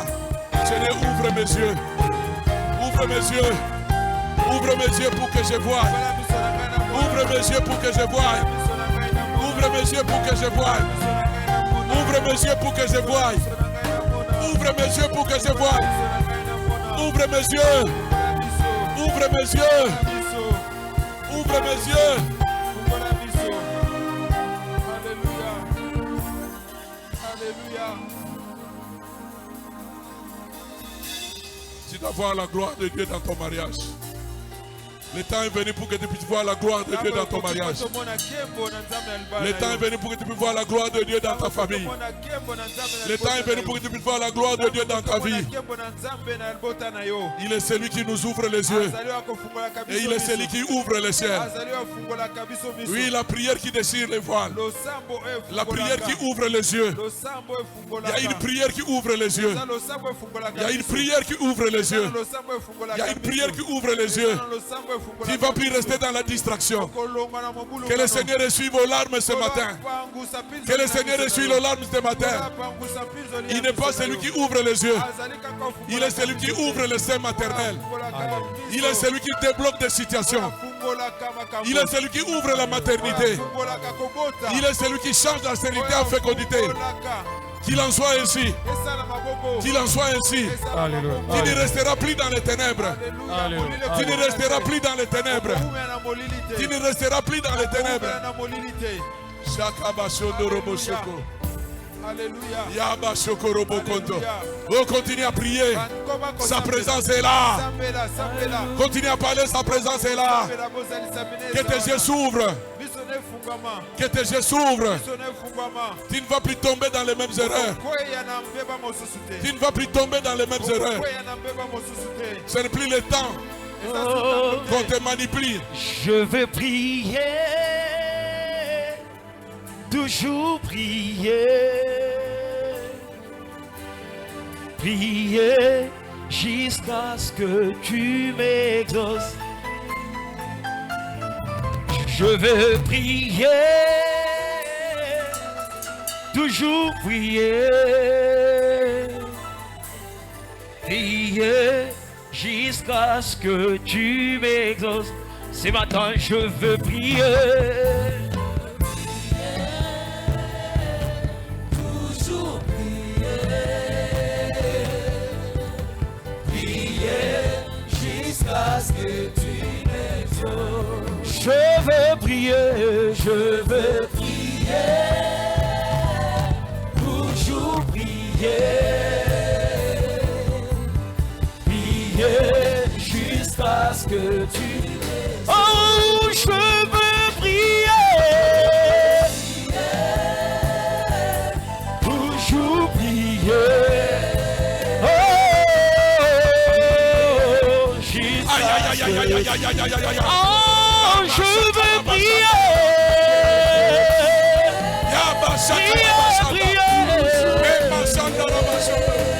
jusqu'à ce que tu m'exauces. Ah, je veux prier, je veux prier. Ce matin, toujours prier, jusqu'à ce que tu m'exauces. Hey! Hey! Hey! Hey! Hey!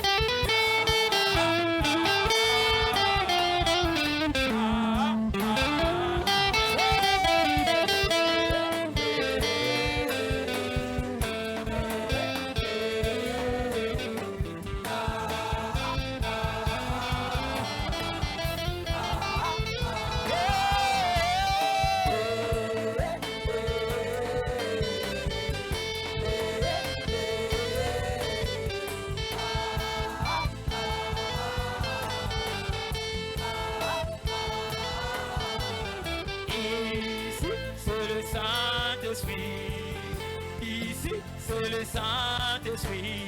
Ici, c'est le Saint-Esprit. Ici, c'est le Saint. Oh, ici, ici, c'est le Saint-Esprit. Ici, ici, c'est le Saint. Ah, ici, c'est le Saint-Esprit. Ah, ici, c'est le Saint. Oh, ici, ici, c'est le Saint-Esprit.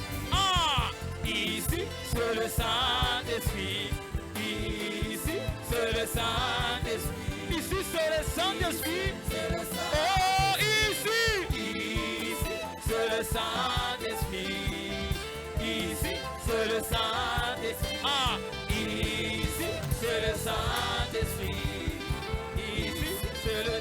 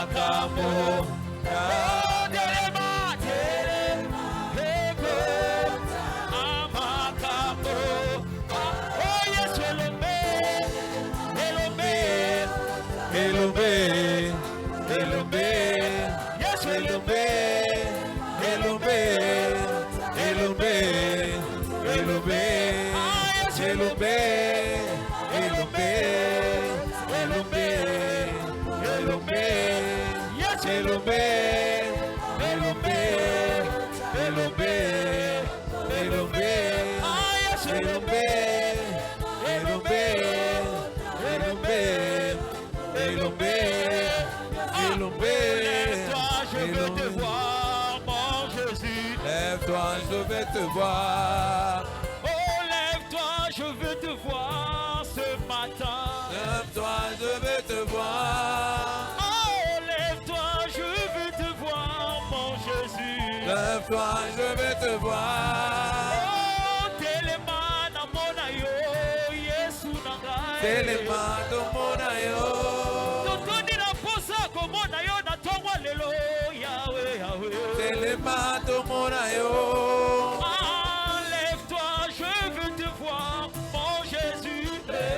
Je veux te voir. J'ai tellement soif de toi, je veux te voir ce matin.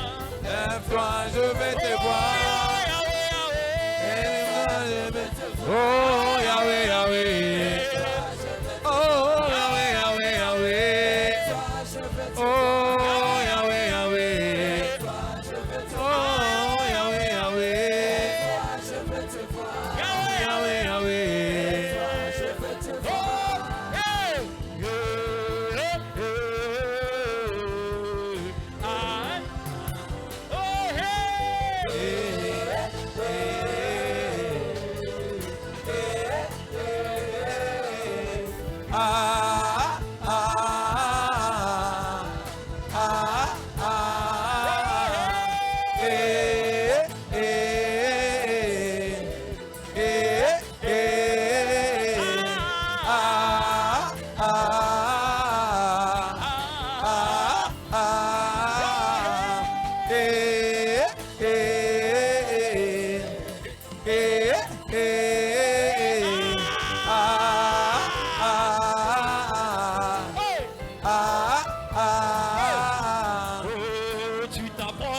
de ceux qui s'approchent de toi.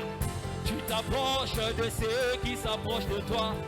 Tu t'approches de ceux qui s'approchent de toi. Tu t'approches de ceux qui t'approchent de toi.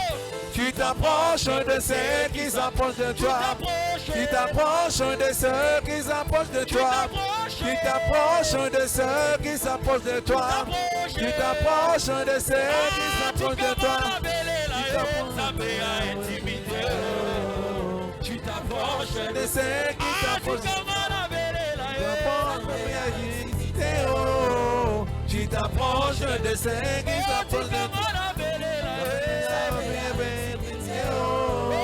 Tu t'approches de ceux qui s'approchent de toi. Tu t'approches de ceux qui s'approchent de toi. Ici, c'est le Saint-Esprit. Ici, c'est le Saint-Esprit. Ici, c'est le Saint-Esprit. Ici, c'est le... Oh, ici. Ici, c'est le Saint-Esprit. Ici, c'est le Saint-Esprit. Ici, c'est le Saint-Esprit. Ici, c'est le Saint-Esprit. Ici, c'est le Saint-Esprit. Ici, c'est le Saint-Esprit. Ici, c'est le Saint-Esprit. Ici, c'est le Saint-Esprit.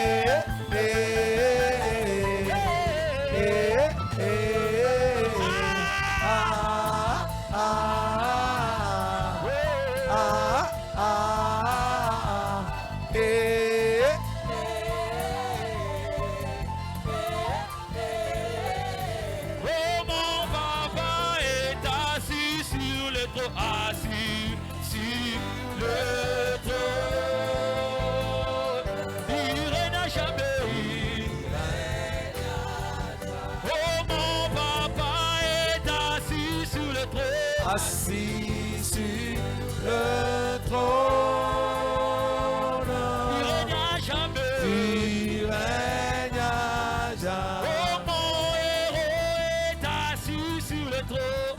Assis sur le trône, Il règne à jamais. Oh, il règne à jamais. Oh, il règne à jamais. Ah, il règne à jamais. règne à Assis sur le jamais. trône. Tu règnes à jamais. Assis sur le trône, tu règnes à jamais. Assis sur le trône, tu règnes à jamais. Tu n'as pas de mandat. Tu n'as Assis sur pas le de mandat. Tu règnes à jamais. Tu n'as pas de mandat. Tu n'as pas. Tu règnes à jamais. Il n'a pas de mandat. Tu règnes à jamais. Tu n'as Pas de mandat, tu règnes à jamais. Tu n'as pas de mandat, tu règnes à jamais. Oh, tu n'as Pas de mandat, tu règnes à jamais. Tu n'as Pas de mandat, tu règnes à jamais. Tu n'as pas de mandat. Tu règnes à jamais. Oh, tu règnes à jamais. Ah, tu règnes à jamais. Oh, tu règnes à jamais. Tu règnes jamais. Hey! Toye paina yokolo bisoto tiki batakuye arabika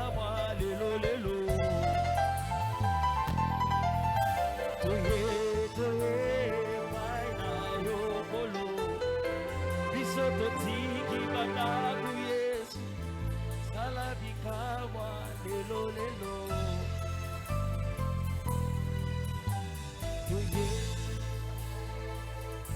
Est-ce que tu peux les chanter? Bisoto tiki banaku salabika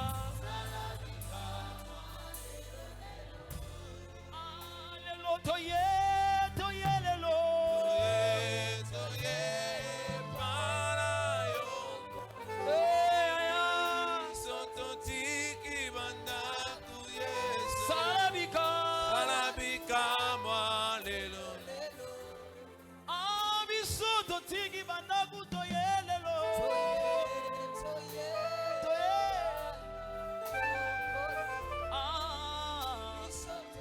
Tiki banaku Yesu lelo lelo hey samba bikabwa tikalola na efumama samba bika lelo. Est-ce que l'ensemble peut les chanter avec nous? Samba bikabwe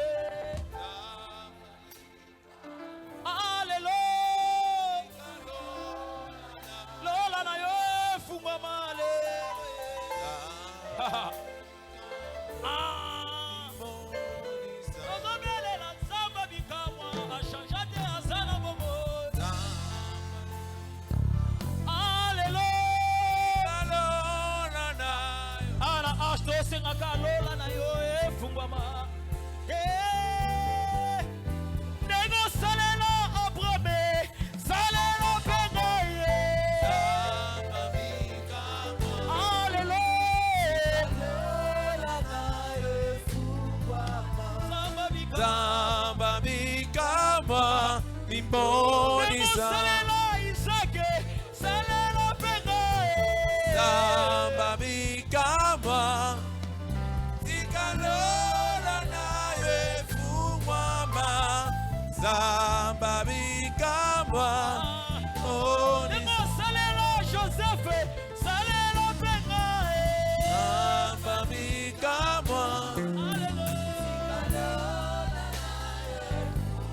efumama lelo babikama Limonisa Samba bikama limonisa Samba bikama limonisa Samba bikama limonisa Bikama limonisa Samba bikama limonisa Samba bikama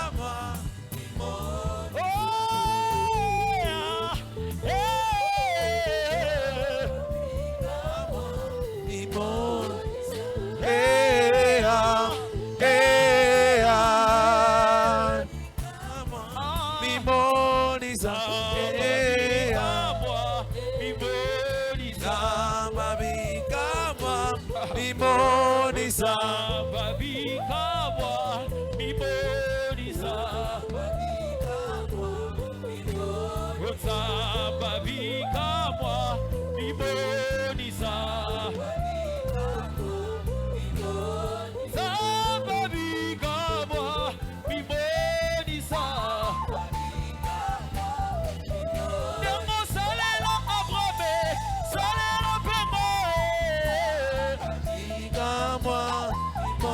Nemo salela Daniele Salela pengaye limonisa Samba bikama limonisa Samba bikama limonisa Samba bikama limonisa Samba bikama limonisa Samba bikama limonisa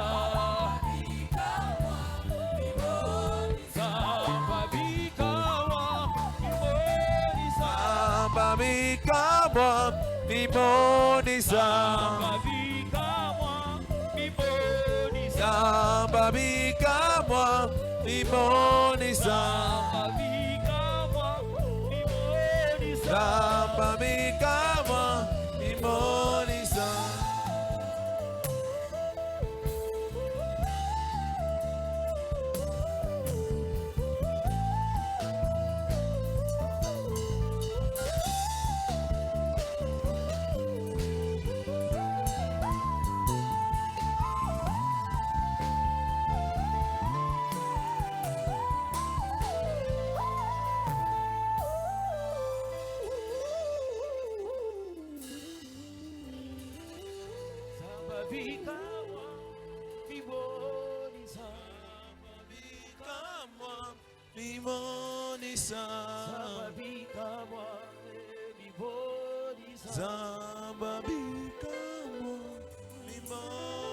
Quand tu descends, puis tout s'arrête. Il y a un transfert. Quand tu descends,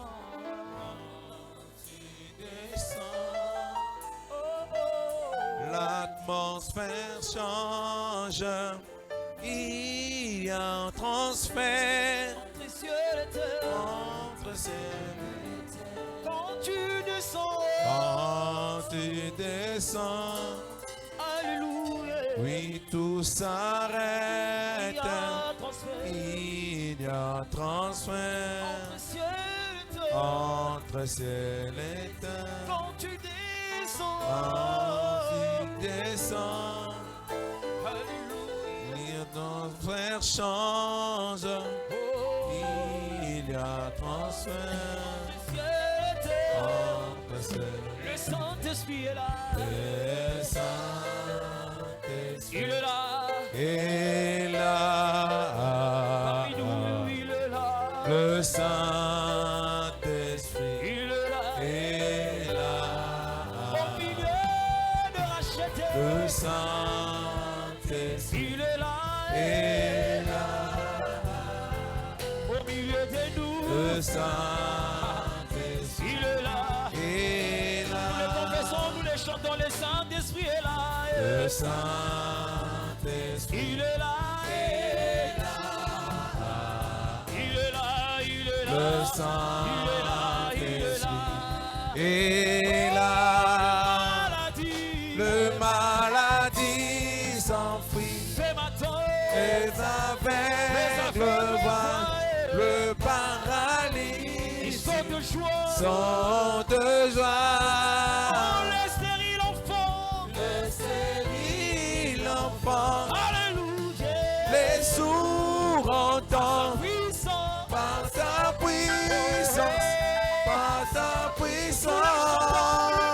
Maladie. Les maladies s'enfuient. Oh, alléluia. Les aveugles voient. Oh, le Paralytiques sont de joie. Les stériles. Les stériles enfants, Les sourds entendent. les sourds entendent Sa puissance. par sa puissance, par sa puissance. Maladie. Les maladies s'enfuient. Les aveugles voient. Le paralysie Sans de joie. sont de joie.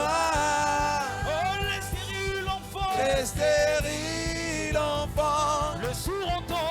les sourds entendent Sa puissance. par sa puissance, par sa puissance.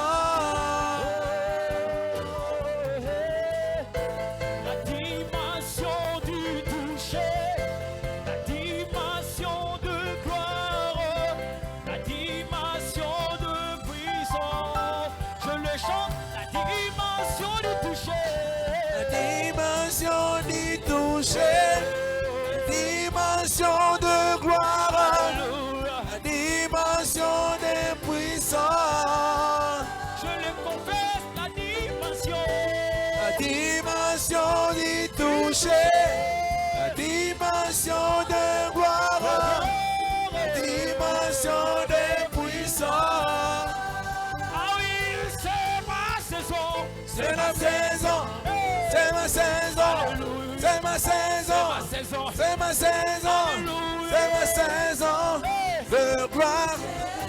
Ah oui, je le déclare, c'est ma saison. C'est ma saison, c'est ma saison, c'est ma saison, c'est ma saison, c'est ma saison de gloire. Ah oui, je le chante, c'est ma saison. C'est ma saison, c'est ma saison, c'est ma saison, Alléluia. c'est ma saison de toucher. Encore ce matin. C'est ma saison. C'est ma saison. C'est ma saison. Alléluia. C'est ma saison. C'est ma saison de gloire. Nous soupirons. Oh, oh, Nous soupirons. oh, oh, Alléluia. oh, Oh, oh, oh, oh. Alléluia.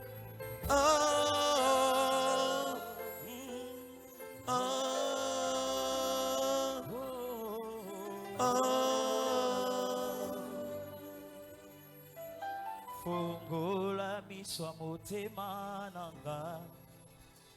Fungola miswa motema nanga. Namona tembo. Namona tembo.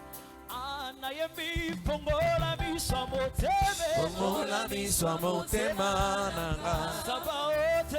Fungola miswa motema nanga. Namona tembo. Ah, te voir sur un trône. Te voir sur un trône levé, C'est toi mon Dieu. brillant dans la lumière de ta gloire. Alléluia. Fais-moi sentir ta force alors que nous chantons. Oh, Tu te es voir sur un voir sur un trône élevé, Sabaote. brillant dans la lumière de ta Ah, gloire. Tozongalangala. Fais-moi sentir ta force alors que nous chantons. Ah, Tozongalangala. Ah, Sabaote. Tozongalangala na kembona yo. Ah, Sabaote. Tozongalangala na kembona yo. Oh, Sabaote.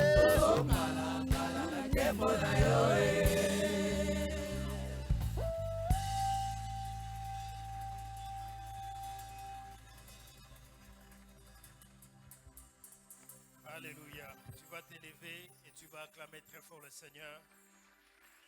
Car il a accompli des grandes choses dans nos vies. Acclame-le très bien. Acclame-le très bien. Acclame-le bien, acclame-le bien, acclame-le bien.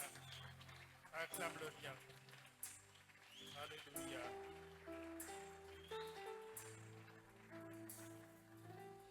Merci Père éternel pour ta parole.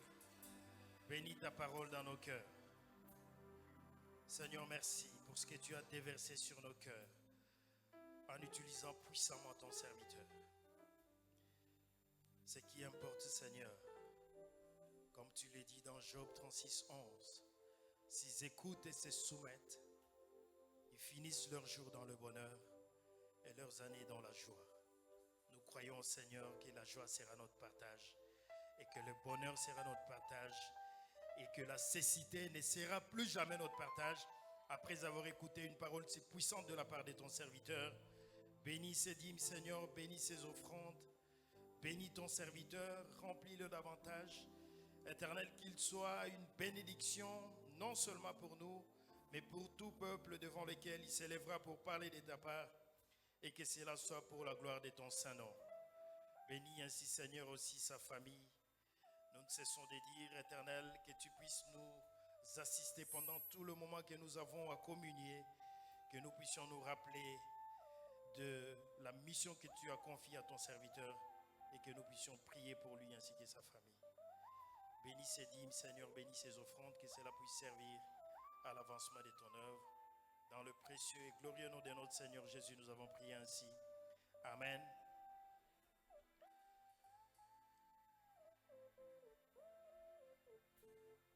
Nous allons offrir au Seigneur au même moment. Nous allons être attentifs à écouter nos annonces.